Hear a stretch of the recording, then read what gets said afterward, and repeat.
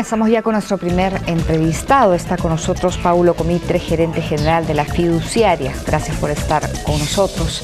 Paulo, bienvenido. ¿Cómo va el negocio de la fiducia? ¿Cómo le va este año? Buenas noches, Jimena. Buenas Gracias noches por la invitación. Nos está yendo muy bien. Bueno, en primer lugar, habría que explicar qué es el fideicomiso, ¿no? El fideicomiso se genera un patrimonio autónomo para un fin específico, ¿no? Entonces ahí la parte del patrimonio se vuelve autónomo y esto se destina a un fin específico y es administrado por un tercero que se encarga de dar confianza y transparencia a las partes involucradas en la operación. En el caso del fideicomiso peruano, que es donde estamos nosotros, la fiduciaria, ha crecido 110% en número de operaciones versus el mismo periodo, los 12 meses anteriores a los últimos 12, y 95% si ves la primera parte del año, ¿no? Versus la primera parte del año pasado. En el caso de la fiduciaria hemos crecido 175%. Entonces somos un poco los que estamos disparando el número hacia arriba, ¿no? ¿A qué atribuyen este crecimiento? ¿Todavía el potencial es muy importante? Además del potencial, cada día cree que es mejor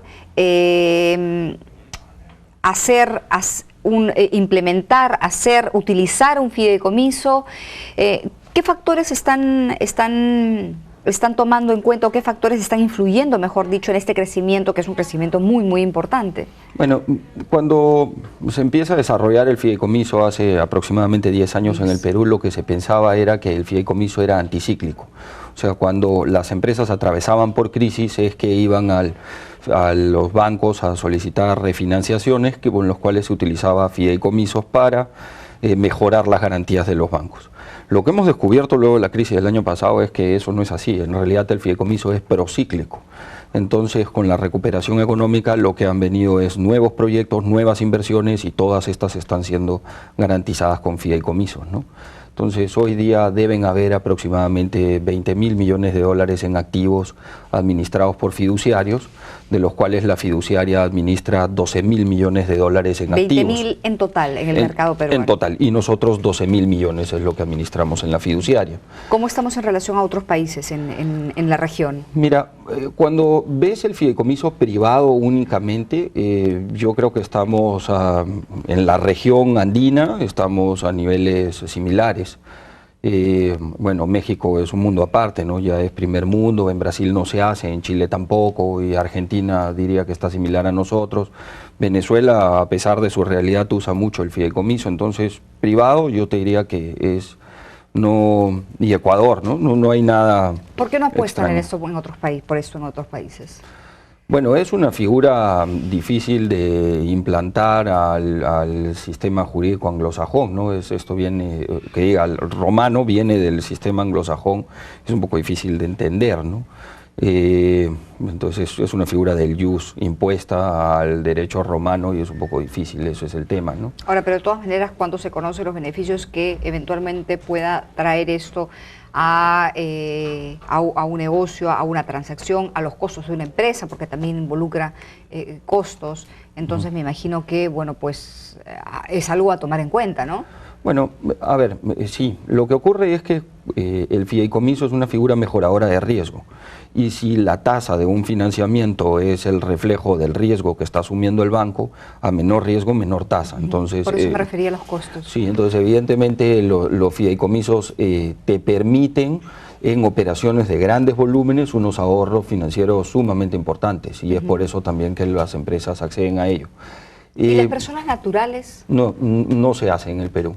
No hay fideicomiso. Pero no es que no se pueda hacer. No, está regulado, está en la ley de bancos, el fideicomiso testamentario. Lo que ocurre es que tienes un problema con el tema de la administración de la legítima, ¿no? Entonces, no sé, y además no hay un gran mercado de gente que tuviera unos volúmenes importantes. A ver, cuando hablamos de las empresas, sí te decía que se reduce el costo financiero, pero cuando hablamos de un fideicomiso testamentario no hay costo financiero alguno, ¿no? En realidad te estás contratando a una empresa para que gestione tu patrimonio post-mortem. Claro. Y eso es un costo íntegramente, que no lo tendrías por la vía de un testamento o de repente de un albacea, ¿no? Para aterrizar un poco con ejemplos, porque algunas veces, si bien no es así, pero algunas veces hablar del fideicomiso para puede resultar complicado. La fiduciaria, por ejemplo, ha asumido el compromiso de administrar el fideicomiso de los fondos recaudados por la Teletón, que acabamos de ver el fin de semana pasado, ¿no? Sí, nosotros desde el 2008, como una política de responsabilidad social de la fiduciaria, hacemos dos cosas en realidad en responsabilidad social. Pagamos el seguro de vida de los 9.000 bomberos voluntarios del Perú todos los meses, y eso es un desembolso de la compañía, y lo otro es gestionar estos dos fideicomisos que tenemos en la Teletón de manera gratuita. Y lo que hacemos es ahí darle transparencia a la gestión de los fondos y además generar un patrimonio autónomo, que lo que estamos diciéndole a todos los donantes es que ese dinero no está corriendo la suerte de la clínica. Claro. ¿No? Es un riesgo remoto totalmente. Que se garantice el uso eficiente del dinero, de los recursos recaudados. Correcto, correcto. Entonces, recordemos que en el año 2008 el Hogar Clínica San Juan de Dios atravesaba por una situación complicada. Entonces, cabía la posibilidad de que dinero que nosotros donemos en el 2008, este dinero sirva para cubrir pasivos de la clínica de años anteriores y no necesariamente para atender hacia adelante a un niño que lo necesitaba. Claro. Y el fideicomiso vela porque eso no ocurra. Correcto, y como es un patrimonio autónomo y es inembargable y no es propiedad de la clínica, pues no responde por las obligaciones de la clínica, evidentemente. Solamente se entrega el dinero para los fines para los cuales se convoca a la gente a través de la Teletón. Sí, ¿no? Y en la página web de la fiduciaria tenemos un link que es de la orden hospitalaria, y ahí pueden ver los 7 rubros que son los únicos en los cuales se puede destinar el dinero, y además cómo se ha ido atendiendo en tiempo real, todos los días, cómo se gestiona el dinero y cuánto se gasta, ¿no? El valor de las comisiones por la administración de operaciones fiduciarias, ¿cómo está en el Perú? Por un volumen de operaciones, o sea, por patrimonio administrado estamos igual en la región, pero tenemos otros países que tienen mucho más desarrollado el fideicomiso público, ¿no? Por decir, en Colombia no se desarrolla una obra pública si es que no hay un fiduciario que administre el dinero público. Acá eso no existe. Entonces, bueno, pero la transparencia está garantizada y la eficiencia de la utilización de los recursos también, ¿no? Bueno, los réditos de haber establecido esta norma, que es la Ley 80 en el año 90 en Colombia, luego de haberla medido 10 años, es que redujo la corrupción en 95%. 95%. 95% de los funcionarios públicos, ¿no? Entonces, esto es que evidentemente si tú le das el dinero a un fiduciario que tiene requerimientos de capital mínimo, que es autorizado por la superintendencia y por lo tanto tienen los controles de la superintendencia de Banca y Seguros, y hay gente involucrada, o sea, grandes capitales metidos detrás de una empresa fiduciaria, pues te dan la tranquilidad de que ese dinero va a ser administrado correctamente y no está sometido a las tentaciones. En el caso de Olmos, por ejemplo, ¿no? ¿se ha dado? En Olmos sí. En Olmos se ha dado, sí. En Olmos hay 3 operaciones de fideicomiso, nosotros administramos 2. Y hoy día hay eso es para el trasvase, ¿no? En Olmos hay 3 fideicomisos para hacer el ducto que va a trasvasar las aguas del río Huancabamba hasta el río Olmos, y hay otro fideicomiso que es el que tiene las tierras del proyecto especial Olmos Tinajones, también administrado por nosotros, donde ahí lo que estamos haciendo nosotros en una primera etapa es dividir las tierras, porque el proyecto especial Olmos tiene 95.000 y como tú sabes lo único que se va a irrigar en esta primera etapa son 38.000, entonces la fiduciaria está dividiendo, identificando plenamente las 38.000, luego se van a generar los lotes y estos son los que se van a subastar. La fiduciaria va a recibir el dinero y se va a encargar de entregarle a todos los involucrados la parte que le corresponde. ¿Cuánto va a demorar este proceso?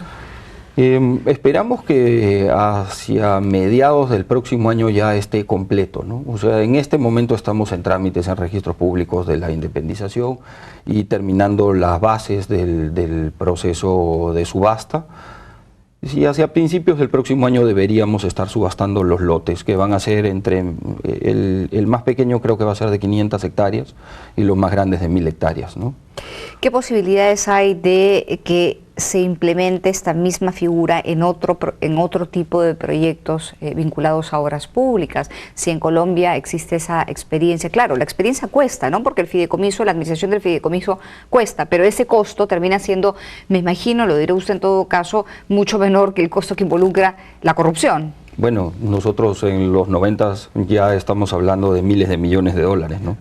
y si vemos la facturación de los fiduciarios, el año pasado fue 30 millones de soles, contra miles de millones de dólares de corrupción en los años 90, el costo es insignificante, ¿no? En realidad nos lleva a un gran ahorro de que los fiduciarios seamos los que gestionemos el dinero para las obras públicas. ¿Y qué posibilidad hay de seguir con esto, de seguir con otros proyectos como el de Olmos? ¿Qué conversaciones tienen con autoridades? Es que involucra... Es una decisión política también, ¿no? Hay que tomar una decisión eso de política. todas maneras, o sea, lo que nos queda claro es que la empresa privada hace todo aquello que no está prohibido y el sector público hace todo aquello que está expresamente permitido, y el fideicomiso no aparece en la Ley de Contrataciones y Adquisiciones del Estado, por lo tanto habría que dar ese primer paso, ¿no?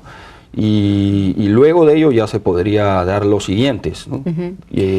¿Por qué no dar un paso que podría ser importante y fundamental? ¿Por qué cree usted que hay, en todo caso, qué es reticencia a hacerlo, desinformación, pérdida de cierta oportunidad entre los funcionarios, por no decir otra cosa, de algunas comisiones o emisiones? Nosotros hicimos un gran esfuerzo hacia al principio de esta década en difundir la experiencia colombiana. Trajimos expertos colombianos al Congreso, además, para que cuenten cuál había sido la experiencia de ellos y cuáles son los beneficios, que justamente ellos los habían medido del 90 a 2000, ¿no?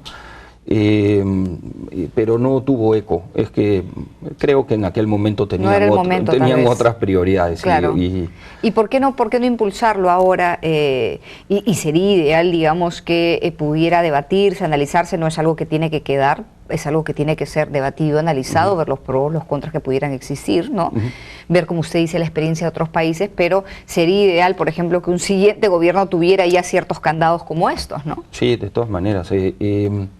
Nosotros hemos seguido en el esfuerzo, hemos tenido acercamiento a algunas comisiones del Congreso, inclusive al Ministerio de Economía, pero siempre gana lo urgente a lo importante, ¿no? Esperemos que en el futuro sí haya cabida para esta herramienta cuyos beneficios están demostrados en la región y sobre todo en el sector público. O sea, ya estamos hablando de 20.000 millones de dólares de gestión por los fiduciarios.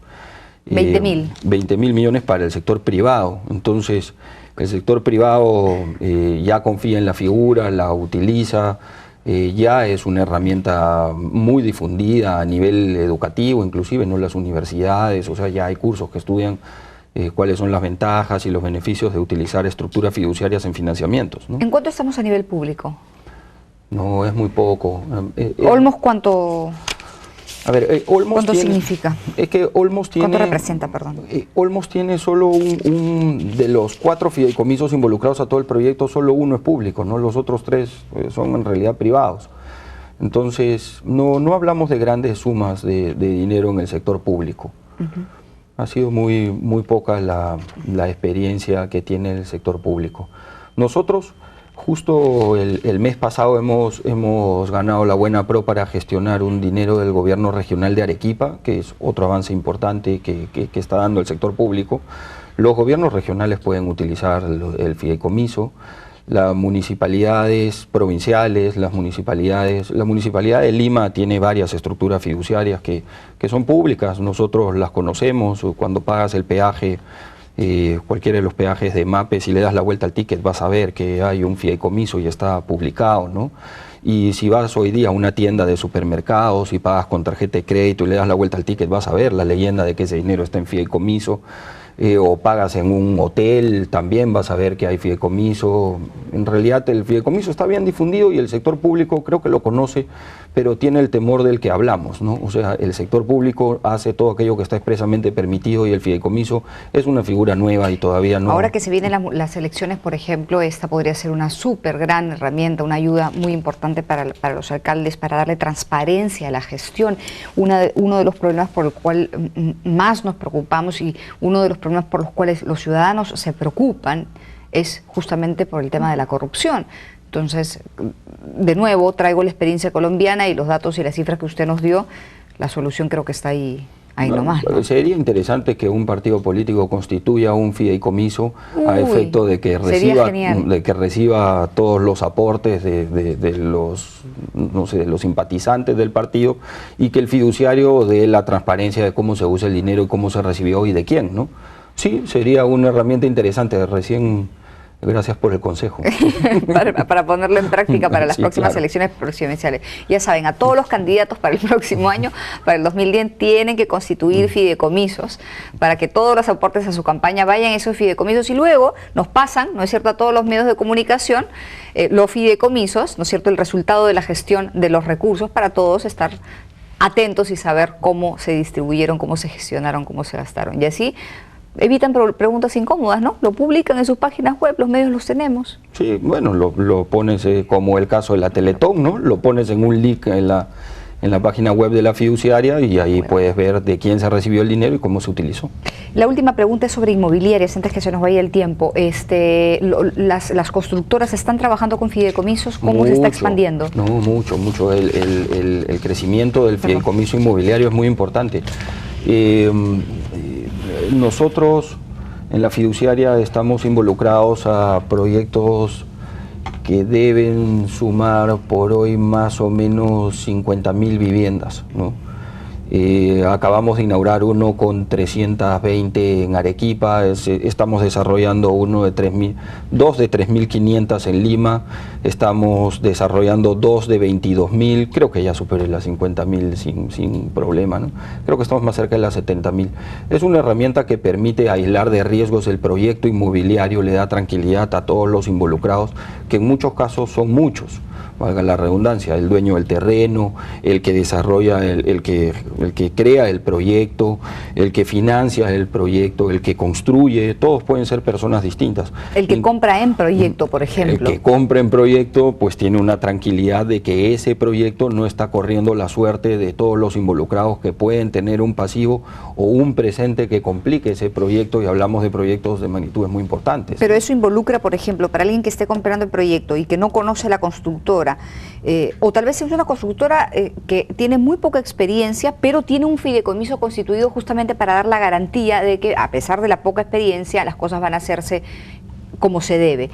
Alguien que compra en proyecto, al estar informado de que eso está siendo administrado a través de un fideicomiso, ¿tiene la garantía de que ese departamento va a ser entregado, por ejemplo? Va a recibir un certificado de participación en el fideicomiso, y ese certificado de participación no es otra cosa que la unidad inmobiliaria, que aún no existe jurídicamente hablando, pero ya tiene un derecho sobre la unidad inmobiliaria una vez que termine, y ese certificado además es lo que le permite acceder a los créditos, ¿no? Claro. El fondo Mi Vivienda sí fue bastante de avanzada, digamos, y empezó a utilizar los fideicomisos para otorgar créditos para vivienda desde el año 2002, ¿no? Y el Fondo Mi Vivienda sí ha desarrollado mucho el fideicomiso, y le ha permitido desarrollar mayor cantidad de viviendas de interés social, ¿no? Paulo, muchísimas gracias por estar con nosotros.